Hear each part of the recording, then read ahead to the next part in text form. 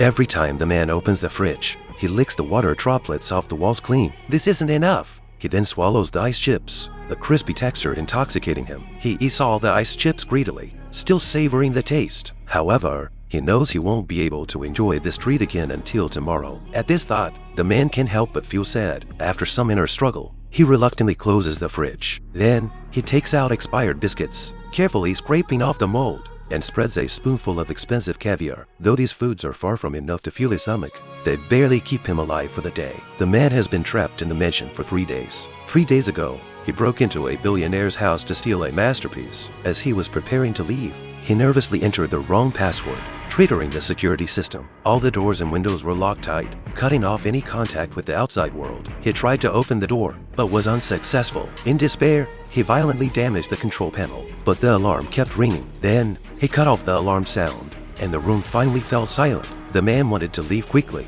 but the door in front of him was made of pure hand-crafted golden sandalwood, priceless. Yet he couldn't care less, planning to use his dagger to unlock it. However, he quickly discovered that inside the door, there was a thick steel plate. Exhausted, he was drenched in sweat. As he prepared to go to the kitchen for water, he found the water valve had been shut off, and the fridge only contained a few bottles of expired condiments. The man collapsed onto the bed, praying for a miracle to happen. The next day, he discovered that the food on the table was actually stone sculptures, which gave him an idea. He took the stone sculpture and stood on the bed, but while the sculpture deformed, the glass remained intact. The air conditioning temperature continued to rise to 33 degrees Celsius, and the man had no choice but to jump into the pool, trying to cool down. In despair, he saw the skylight and suddenly had a new idea. He moved furniture under the skylight, made a simple ladder from belts, and cautiously climbed up, but he found the skylight was still far out of reach. The air conditioning temperature had reached 38 degrees Celsius, and he had no choice but to drink more pool water,